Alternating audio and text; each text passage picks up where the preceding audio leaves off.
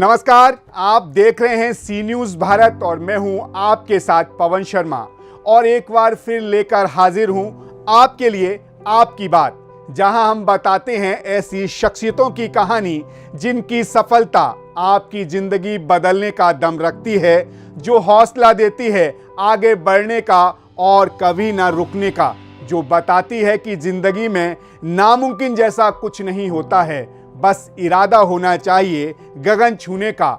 आज जिस महान शख्सियत की कहानी हम आपके लिए लेकर आए हैं, उससे इस देश का बच्चा बच्चा वाकिफ है, यानी कि उनके बारे में जानता है, लेकिन वो शख्सियत कैसे आगे बढ़ी ये सभी को पता नहीं होगा। उनके जीवन का संघर्ष दूसरों के लिए प्रेरणा कैसे बना ये किसी को नहीं पता होगा। तो चलिए शुरू करते हैं और बताते हैं आज उस इंसान की कहानी जिसके आगे सम्मान में खुद झुक जाया करते थे हर किसी का सिर, जिसकी आज तक कोई आलोचना नहीं कर पाया और जो आज इस दुनिया में ना होकर भी सभी के दिलों पर करता है राज। कहते हैं कि आसमान की ऊंचाइयों को छूने के लिए हवाई जहाज और अन्य साधनों से भी जरूरी चीज है हौसला। हौसला आपकी सोच का वो देता है आपको उड़ने की शक्ति, जिसका शिखर कामयाबी की चोटी पर है। कामयाबी के शिखर तक पहुंचने के आपने यूं तो हजारों कहानियां पढ़ी होंगी, लेकिन ऐसी ही एक जीती जागती कहानी है पूर्व राष्ट्रपति एपीजे अब्दुल कलाम की। भारत के पूर्व राष्ट्रपति जिन्हें दुनिया मिसाइल मैन के नाम से भी जानती है। अब आप सोच रहे होंगे कि अचानक हम आपसे मिसाइल मैन की कहानी क्यों बताने लगे, तो आपको बता देते हैं। ये वही महीना है जब मिसाइल मैन ने इस दुनिया में हेलो बोला था। अक्टूबर जाने को है, मगर ये महीना अपने अंदर इस दुनिया के सबसे खास इंसान की कहानी को समेटे हुए है। ये कहानी है ऐसे सपूत की, हमारे राष्ट्र के अग्रदूत की, जो अब जमी पर नहीं अंबर का बाशिंदा है। भले ही हमारे बीच नहीं, फिर भी कलाम जिंदा है। जाने कितनी मुसीबतों को झेला है, कभी अखबार बेचा, कभी निराशाओं से खेला है। क्या भाग्य का आघात, कैसी अनोखी बात है। कितना गजब वो इंसान था। वो शख्स कोई और नहीं, भारत रत्न कलाम था। उनकी हर बताई बात में ज्ञान का पुलिंदा है। भले हमारे बीच नहीं, फिर भी कलाम जिंदा है। पूर्व राष्ट्रपति एपीजे अब्दुल कलाम एक महान वैज्ञानिक, प्रेरणादायक नेता तो थे ही, एक व्यक्ति के तौर पर भी लोग उन्हें काफ़ी पसंद करते थे। मिसाइल मैन के नाम से जाने जाने वाले कलाम साहब का पूरा जीवन ही ऐसा रहा जिससे हर कोई प्रेरणा ले सकता है। उनका जीवन खुद में ही एक पाठशाला है। जिसने भी उनका अनुकरण किया वो जरूर सफल होगा। उनके जीवन से हमें संघर्ष, ईमानदारी, संयम और परिश्रम की सीख मिलती है। उन्होंने जिसके साथ भी काम किया उनके दिल को जीत लिया। लेकिन हैरानी की बात यह है कि दूसरों के लिए इतने प्रेरणादायक कलाम का खुद का जीवन बहुत ही कठिनाइयों में बीता। एपीजे अब्दुल कलाम का जन्म तमिलनाडु के रामेश्वरम शहर के एक छोटे से गांव धनुषकोडी में एक बहुत ही गरीब परिवार में हुआ था। उनके पिता एक छोटी सी नाव चलाया करते थे, जिससे उनके परिवार का गुजर बसर होती थी।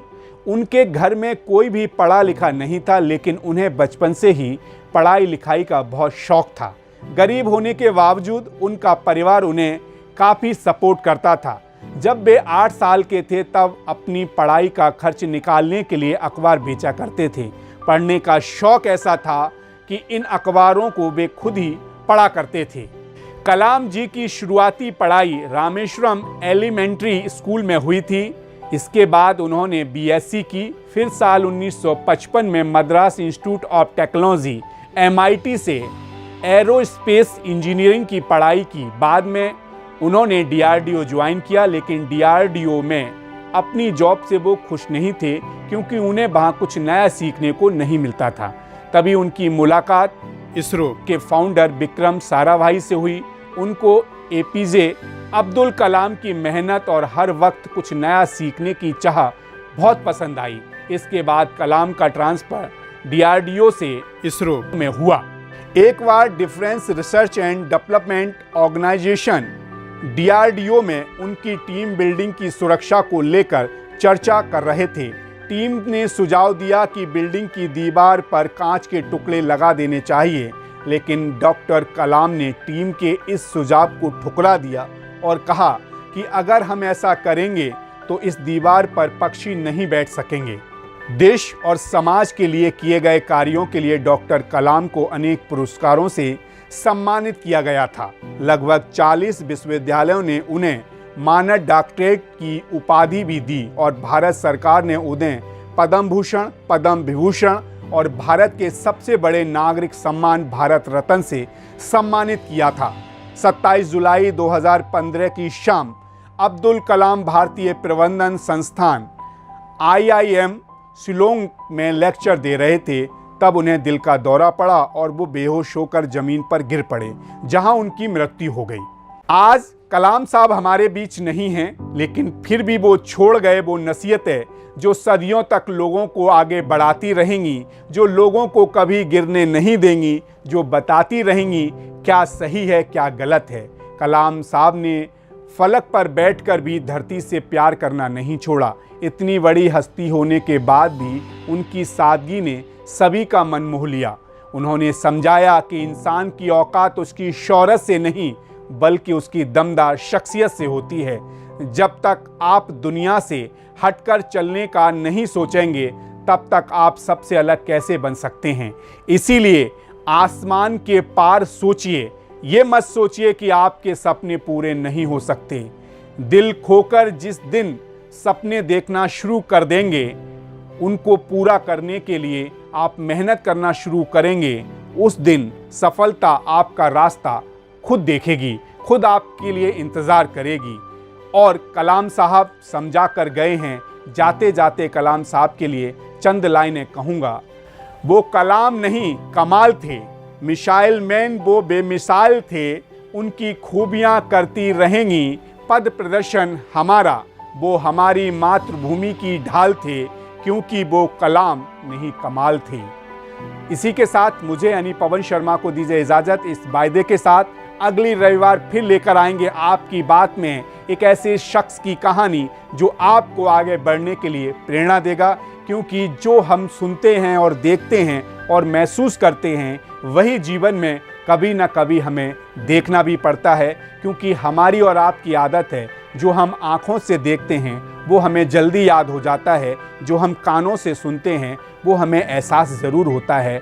और सफलता भी वहीं से आती है जो हमारे प्रेरणा स्रोत होते हैं। अगर हम प्रेरणा स्रोत लोगों से कुछ सीखना चाहते हैं, जैसे डॉक्टर कलाम साहब से अगर हम ये सीखें कि सादगी से भी इंसान कहाँ पहुँच सकता है, तो वो उसकी जीती जागती मिसाल थे।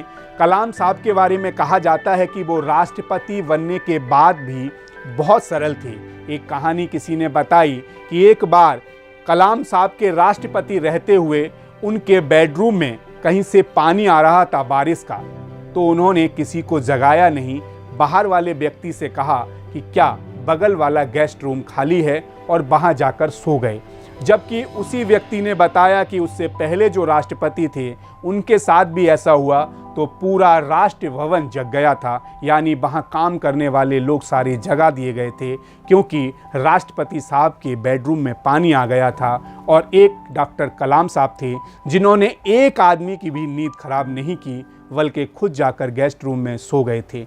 ऐसे थे डॉक्टर कलाम साहब। और हमें और आपको यही समझना चाहिए, क्योंकि कोई व्यक्ति अगर सफल होता है तो उसके पीछे बहुत सारी मेहनत होती है, और उस मेहनत के साथ साथ उनके हौसले भी बुलंद होते हैं, क्योंकि हौसलों से ही हमें अपनी मंजिल मिलती है। फिलहाल के लिए इतना ही। देश दुनिया की तमाम खबरों के लिए बने रहिए सी न्यूज़ भारत के साथ। हर खबर आपके साथ, आपके हाथ।